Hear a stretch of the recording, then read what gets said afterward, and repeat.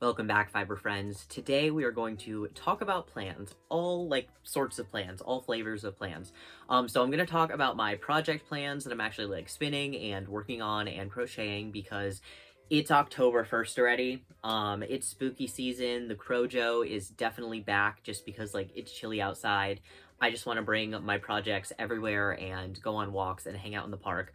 So that has definitely been a vibe lately, and I'll show you some of that. But also, Rhinebeck is around the corner. New York Sheep and Wool, arguably one of the biggest sheep and wool and yarn festivals on the East Coast, is coming up this October, and I am very, very excited. I will definitely be attending Saturday, as per usual. As per usual, I will not confirm or deny yet whether I'll be going Sunday. It's really based on how drained I feel, and how my Saturday goes. But I'm hoping this year to be able to slow down a lot more, and take my time and meet more of you guys and maybe have the energy to come back on Sunday and do some more stuff. I would love to do interviews and things like that at New York Sheep and Wool, but I don't know if people would be down to just answer my silly goofy little questions. I would love to just collect a few stories of people's how did you end up here, how did you get into the fiber arts, because everybody's fiber arts journey and story is individually very interesting to me. And so I don't know, I just think that could be cool. But we're going to talk about Rhinebeck plans, and then we're also going to talk about just my art plans in general. If you don't want to stay for that part, if you're not here for the real personal nitty-gritty stuff, that's totally fine. But I do want to talk a little bit about recently I feel like I've kind of decided what I want to do with my art, what I want to say, where I'm going, why am I doing what I'm doing, why am I making things. And yeah, we're gonna have a much longer and more in-depth conversation about that later. But we're gonna start with what I'm actually working on this week. And just full disclosure, I do have my notes here, terribly scratched and written, just on this piece of paper. So if you see me glancing down, that's what I'm looking at. But we're gonna start with what I'm actually spinning. So behind me, you can see I finally washed all the art yarns. There's a boucle, there is a spiral ply that I'm really pleased with the way that it came out. It's a really nice yarn. I'm extremely pleased with that. And I'm not usually a spiral ply guy, but I just think that I put a real nice amount of twist in it, and so it's such a usable, hardy yarn that's not going to fall apart, which in my opinion is often my issue with thread plies, is that sometimes they can be a little bit pill prone. And then of course the bubble crepe yarn. I finally washed it from the last episode. I know, it took me forever, don't come for me. But we are back to putting things on the Lendrum, and I am spinning up these scrap bats because I really want to use this yarn. I just know that I'm going to want to use it in a crochet project soon. I haven't really selected or settled on the exact project, but I need to get this done. I can feel it in my bones. I'm going to want this scrap yarn. So I started spinning this one. It's on the wheel. We're probably going to spin that while we chat about stuff later on. And then I also have this scrap bat here. Ignore the random ball of singles that I've been using to label things. That's what I use some of my singles for when I do have them, literally as little yarn tag labels. And then the other thing that we're going to be putting on the shaft as soon as I can. Where did I put the bag? So this is the project that's going to go on the shaft next. Yes, I still have some of these locks drying outside alongside with the naturally dyed mohair. It's just been really, really rainy and humid here, so even though I've had them drying in the shed out of the way of the rain, they are still not dry. They're still a little bit damp, so they're sitting in the sun today because it's cloudy, but we're getting occasional sun, so I'm hoping it's gonna dry them out a little bit. But the white Wensleydale I'm gonna spin by itself. This maroon Wensleydale I'm gonna spin by itself. I do have an idea for what I want to do with this yarn, and it finally came to me the other day, and I was really excited about it, and I have really high hopes for the piece, but I'm going to talk more about the details of said piece later on when I talk more about just where I'm going with my art in general, because I do think that those things are related. That project is definitely a little bit more loaded, because here's the thing, up until this point with fiber art, I feel I've just been making and dabbling for the sake of aesthetics and skill, right? It's like when you're first learning any art, I do feel like it's a little bit, it can sometimes, at least for me, be difficult to put a lot of deeper, load something with a lot of deeper meaning when you don't have like the skills to convey that yet, or to get the product that you need in order to get there, if that makes any sense. And now that I feel like I've perfected, or not perfected, but I've gotten skilled enough that I feel like when I dream of something, when I see a yarn in my head that I need for some kind of project or textile, I have the ability to make a pretty accurate like representation now of that on the first try. And like, of course, sometimes we all goof sometimes. I'm not trying to be like, oh, like, I've learned all I need to learn. Absolutely not. Every day I learn more and more about spinning, and that's the joy of spinning. It's more just, I feel like I've gotten to the point in my craft where it's time to think about, like, why am I doing this? What am I doing? Where am I going? I feel like that's just like a natural thing for people. So that's what's going on the wheels. That's what we're working on right now. The big gay blanket is still in progress. I got another section done. I've started another section now, which is pretty good. New York sheep and wool. So if you're like me, you need a budget for New York sheep and wool, and you need to be a reasonable human being at New York sheep and wool, right? I feel like it's like those videos, you ever see those videos on other platforms of like, people are at Comic-Con, it's like, oh, how much are you going to spend in Artist Alley? And they're like, $150. And then it's like, how much did you spend in Artist Alley? And it's like, $400. That, I feel like, is something that a lot of yarn people can sympathize with. I feel like that is what it feels like. If I didn't know better, if I didn't know those barns were like open air essentially, and the doors were constantly opening and closing and being held open, I would think they pumped oxygen in there, like casinos, you know what I mean? Like, you just get a high when you're around that much fiber, and you go a little feral. So I think it's a good idea for all people to just make a list of things that you are prioritizing getting at Rhinebeck. Or even in my case this year, I'm kind of looking around, and there are some things that like I do want to get at Rhinebeck, and I'm going to let myself get. And now that I'm looking up at the Wensleydale locks that I've been saving, I'm actually going to add that farm to my list, because I do also want to get more of their stuff. But I think it's good to make a list and just kind of like go in with some kind of plan, and this is my plan for this year at Rhinebeck. So first things first, the fleece sale, right? That's always a very exciting part for me. I love going to the fleece sale. This year, I do want to keep it real chill. I want to keep it real chill. If I'm being honest with you, I would like to get one or two things, and I have a very like, I really want to stick to these two things specifically. I'm really gonna try to like lock in, okay, and just be happy for everybody else getting all the other types of fleeces. But I'm looking for a Wensleydale and or a whole mohair fleece. Both of these need to be white. I want them for kind of the same reason, lock spinning and natural dyeing. And that's kind of what I'm going in for in the fleece sale. So I have to budget definitely a pretty penny for either of those, especially if I do end up getting both. But I do, again, I think it's good to have an idea, because also, gosh, it's like a walk of shame walking back from the fleece tent when you have like, and this has been me, so I'm not trying to shame. You have to understand, I too have been the man with 6 fleeces, like walking out of the fleece tent, or the fleece sale, and like hauling them back to my car because they're so heavy and they're just in these plastic bags. And like, some of the fleeces are in really hardy plastic bags, but then some of them aren't. Like, they don't give them plastic bags. Like, the farmers must provide them or something, because the quality of plastic bag really varies. So also, if it's your first fleece sale, I highly recommend bring an IKEA bag. I'm not gonna let myself bring an IKEA bag this year, because if I do, then it promotes me. Like, I'll like find this like nice medium soft fleece that I'm like, I'm just gonna put this in my bag and I'll put it back before I get online, and then I never put it back. So no IKEA bag for Brian this year. None. But I do recommend it for others. It'll just make carrying it back to your car a lot easier. And then I do recommend like drop off your fleece at your car and then go back to the rest of the festival. It's a really Just quick way to get your day kind of started. Everybody has their like Rhinebeck starting rituals. Some people go straight to the hot cocoa and the apple cider.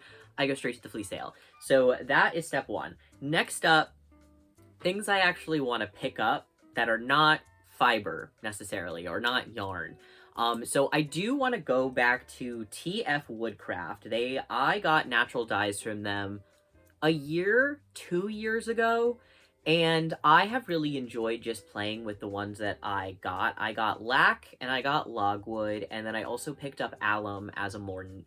And I really enjoy that the person who was at the stand, the woman that helped me, she really steered me in the right direction as a beginner. She was like, these are really easy, you're gonna get like fun results without needing to know all of the nitty gritty about dyeing. And now that I'm better at natural dyeing, I do think I've gotten a little bit more of a hand at it, and I can get a little bit more predictable results than I was getting before. I think it's time that I kind of like get a few more and open up the arsenal of colors that I can get, because I've really been intrigued by natural dyeing. I'm a big fan of Long Thread podcasts. It's great. They do interviews with like weavers and artists and spinners and natural dyers. And what was the woman's name? It was Emily Lim did Woolen Palette, an episode called Woolen Palette, and she does all natural dyeing. And some of her natural dyeing just really makes you like be like, wow, like I didn't know you could get those colors with natural dyes. But something that she was talking about that I found really, really intriguing was, first, oh my gosh, the history of natural dyeing guilds. Fascinating. And they're like recipes for things, and oh my gosh, the like history of trying to get the color black, and the history behind naturally dyeing black. It was just all so fascinating. I really enjoyed it. It really kind of like re-inspired and reignited my interest in natural dyeing, because also synthetic dyes, like artificial dyes, are so recently made. Like before fairly recently in the span of human history, like all color was made with natural dyes. And it's so sad that so much of that knowledge is gone, and we have to like rediscover it. And so I just really enjoyed that episode, highly recommend. But on that side, sort of like same wavelength of wanting to pick up natural dyes, I also want to go back to Forage Color. So Forage Color is Jackie Autograph. You can find her on Instagram for sure. Her work is outstanding. She, I think, was the first person who made me go, wow, I didn't know you could get colors like that with natural dyes. I did a yellow, salmon, and blue braid from her that I spun, and I've been working with recently, actually. It was in some recent, that one, like, hat project that I was doing. Her work is so outstanding. I really want to buy more of her stuff.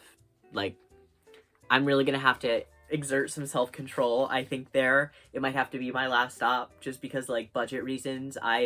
I just really, really like her work, so I'm definitely going to be stopping there. Of course, we're going to stop at Four Hearts Mainly Fiber. I have not looked at the vendor list to see if they're going to New York Sheep and Wool, but I'm pretty sure she is.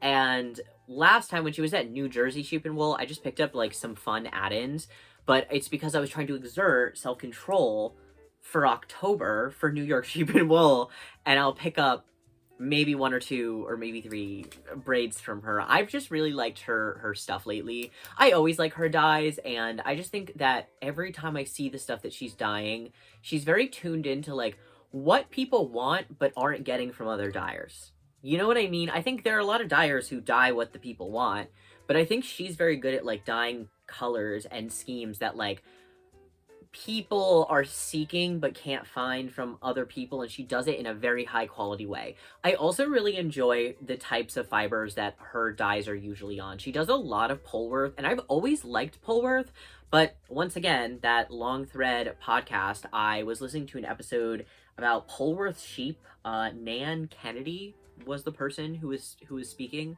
And it just it like renewed my respect for the Polworth. It just reminded me. So Polworths are like a really great fine wool sheep, but everything about the merino that doesn't make it well suited for the climate here in America, the Polworth has. Like the Polworth is just better suited to be living in these types of conditions, and it has a very fine wool. And so by once again, by not importing the wool, we're minimizing on the amount of oil that is being put into garments and transporting things like that. But also, the sheep don't need as many antibiotics and as much intervention in general, which is also good for the environment. So I'm a big fan of the Polworth. I was always a big fan of the Polworth, but I think I might need to invest in more Polworth and support the breed more, because I don't know. I love hearing shepherds talking about their breeds. It really gives you a totally different perspective on the animal and their personalities, and just what there is to love about them.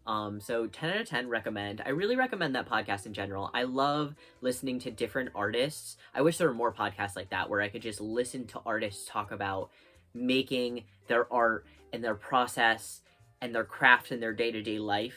I really like Craft in America is another one that I really like to watch for that kind of stuff. And then last but not least, on our little like list of places that I'm allowed to spend some money at New York Sheep and Wool, we have Windsong Farm. They do Wensleydale. I just really like their dye palette. I think it's really nice.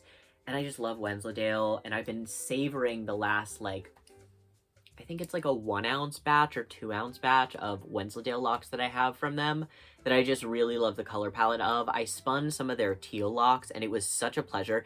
It was like spinning mohair. It was that soft and delightful. I just really enjoyed the fiber.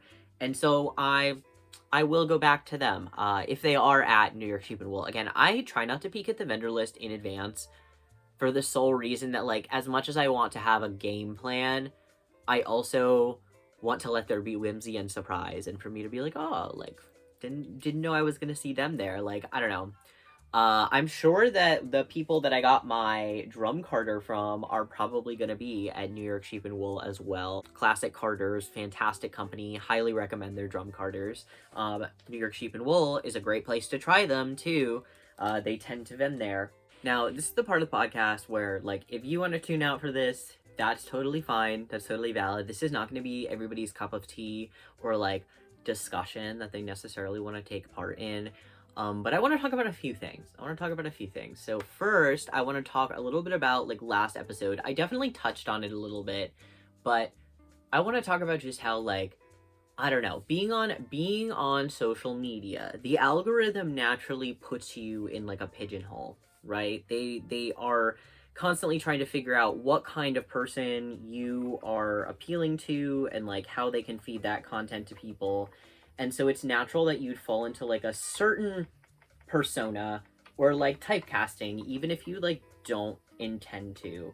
All of that being said, and, like, listen, I appreciate every person who, you know, chooses to follow me and follow my art and support my content. But there's definitely something to be said that, like, anytime I try to share anything that is slightly deviated from, like, the standard tutorial or how-to content, that it gets suppressed a fair amount. And this is, like, something that I get that, like, a lot of people experience with their content. However, I find it to be, like, most the case anytime I take part in or talk at all about the queer experience, queer discourse, being trans, and, like, those types of things. I also think that as many people, I am not the person who first said this, and I can't remember it was another artist on here that recently said, like, TikTok is the place where nuance goes to die. Like, it is difficult to talk about certain subjects, especially with the way that certain parts of the queer community even will react to things. Like, it's complicated. It's complicated. That's what I'm going to say, right? So I've never gotten a great response, at least in my opinion, or even in you know, my analytics opinion, from those types of subjects. But at the end of the day, like, that's a huge part of my life and who I am and who I have been up until this point. And so it feels really inauthentic to continue to not somehow incorporate that into what I'm doing and the art that I'm making. And I think that that's like natural for me to want to incorporate that into my art, but I also think I didn't know what I wanted to say yet for a long time. And I don't even know if I really know exactly what I'm trying to say yet, if I'm being honest with you. But a theme is revealing itself, and I've been very quiet about it on most of my social medias because I get comments every day, not just from cis people too. I don't want this to be like, oh, like, if I could just live in an all queer world, like, this wouldn't be a problem. Like, no, I also get this from like my fellow trans people, and queer people in general. And so I feel like it needs to be said that people really enjoy that my content isn't about being queer and being gay and being trans. Like, that's a DM that I receive all the time. All the time. That people really like what I do, and they love, but they especially love that I just don't make it all about being gay. And I get where people are coming from, because I also get that, like, we're allowed to have a complicated relationship with queer pain and even just queer life, and letting, almost like giving straight people the privilege of seeing that and seeing our lives like the way they actually are, especially because of the like clandestine way that many of us have had to live for a long time. It like, on some level, I like understand when people are like, I don't want straight people to have the privilege of like knowing that piece of our culture.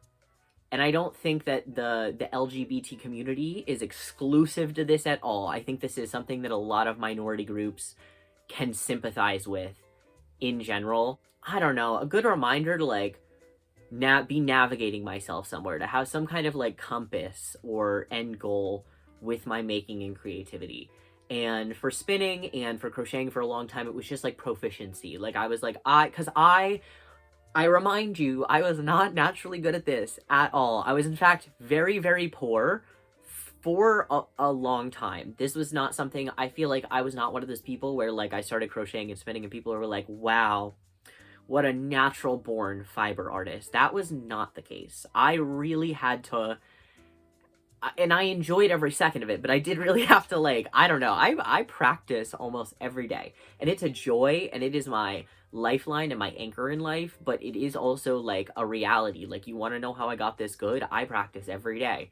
And when I don't feel like spinning or crocheting, I'm probably listening to a podcast about spinning or crocheting or fiber art, or looking for inspiration for things like that, or like, you know, I'm like, oh, I'm not doing this today, let's go to a museum, let's find something else to like inspire and look at. I have plenty of fiber books that I can pull from, and fiber magazines and all of those things. I don't know, this might not be anything coherent, and this might not resonate with a lot of people. Essentially, this is my declaration that I will be making a lot more gay art.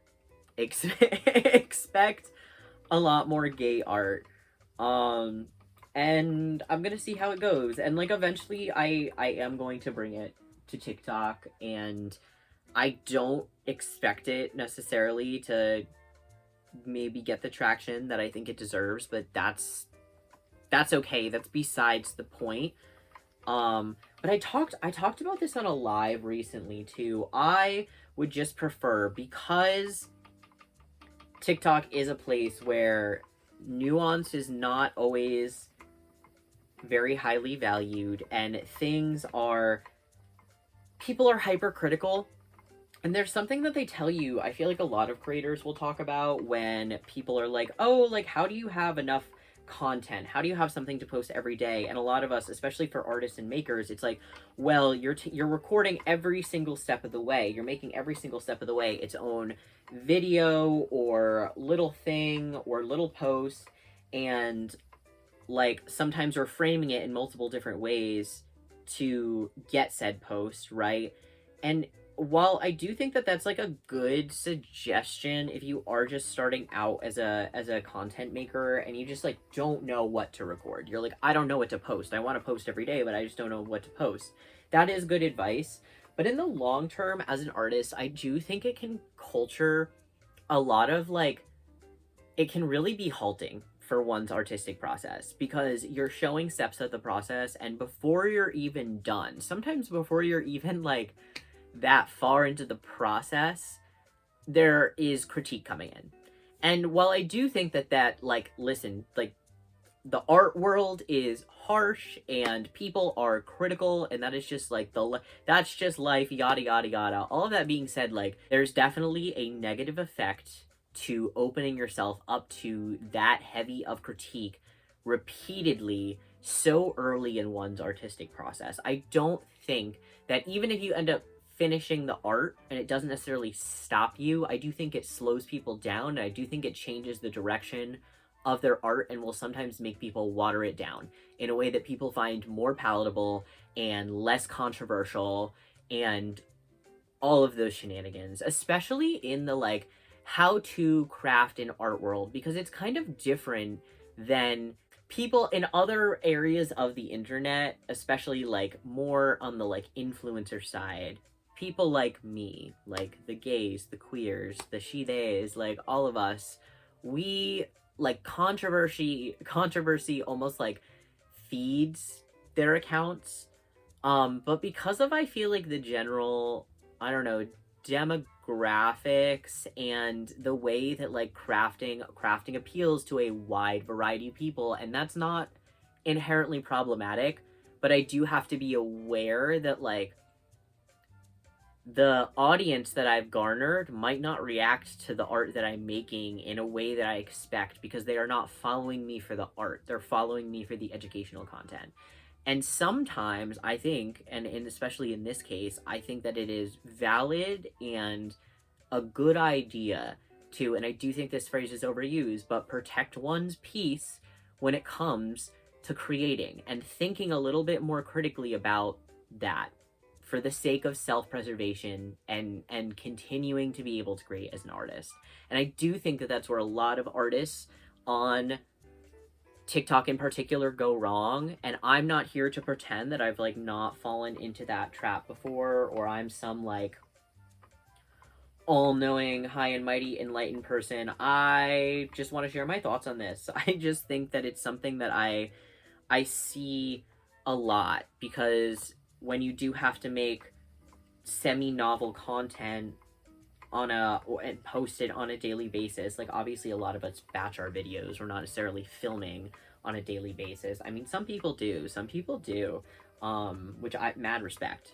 You have the real gift of the gab. I wish I was that gifted. But yeah, these have just been my recent thoughts on art and things, and I'm sorry if you were in that live recently, because I definitely rehashed a lot of the thoughts that I was having in that live on here. But I don't know, I've just been thinking, these are the things that I've been thinking about lately while I make my art and go on my silly little mental health walks, because it is fall. Gotta be on the watch for that seasonal depression. But so far so good. Anyway, fiber friends, I think that's about it for me. I might post one other, like, I don't know, getting ready for Rhinebeck video where I organize my stash that I currently have. But before I do that, I really want to get some junk journaling done. That's the last thing I'm going to show you guys and talk about. So I finally got together and organized all of the papers and things that I have ever collected from wool festivals, yarn shops, all of the yarn tags I've ever made and used, all of the fiber tags I've ever made and used, all of the brochures and sheet pamphlets that I've ever gotten, all collected here in this nice, beautiful stack. There's a few other fun things mixed in there too. And this notebook that I've been waving around, I did the cover and I'm quite happy with it. I have my ticket from, I think the Metropolitan Museum of Art, maybe? I can't remember. Does it say? It doesn't say, so I think it was the Met. I don't know. And then I have my Hazel Village from Arthur Lamb, because I really like their stuff. This little Wensleydale, because Wensleydales are so cute. This is from my hand combs. It says fine single row stainless magnetic covers. I just, for some reason, I don't know why I thought that would be funny to add on. And then I have the pure Angora. This French yarn, it was vintage. It actually sucked. It sucked real bad, because they never put enough twist in commercially spun Angora, in my opinion. So, yeah, but I don't know why I threw this book down. I need to show you guys. It was originally a project planner that I kind of used, but not really.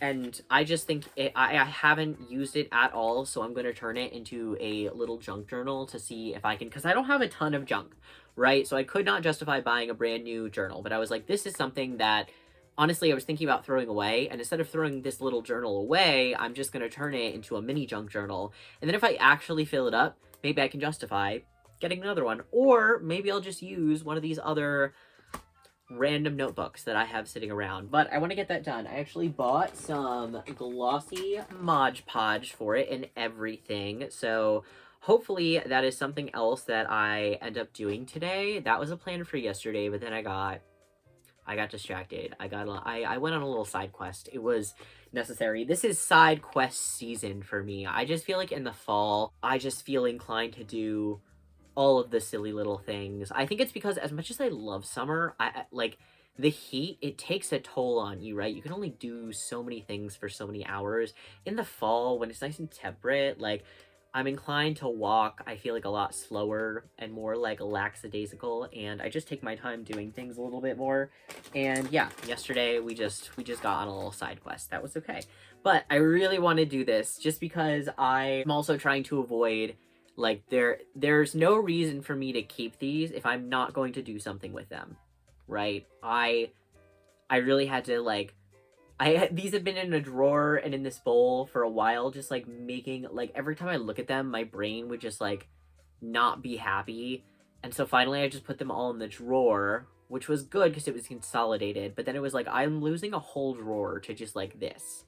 Like, what if I turned it into something instead? Because if I don't, then I should probably just throw it away. And I don't really want to throw it away. I wanna keep these memories, but in a more consolidated way.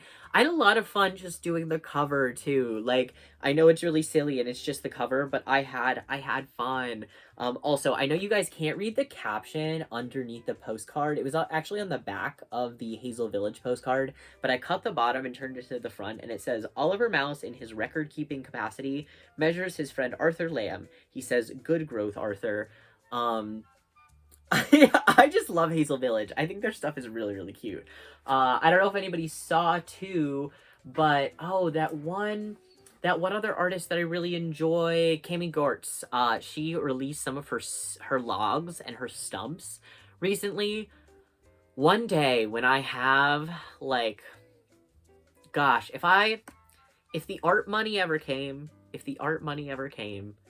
I would invest some of it into one of her stumps, one of her logs. I just think they're so beautiful. They're just really stunning pieces of art. I think they sold very, very quickly, as they should. Good for her. She's a fantastic artist, and her soft sculptures are just so rad and make me laugh and giggle every time I see them.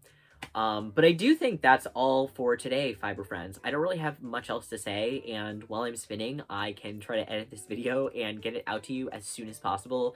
It's Tuesday. It's Tuesday, October 1st. Let's see if I can get it posted by tonight. Wouldn't that be amazing? I'm gonna try to hold myself accountable. Let's see. Anyway, I hope you had fun Fiverr friends. If you are having a bad day, go make something. It'll make you feel better, and I'll see you guys on the next one.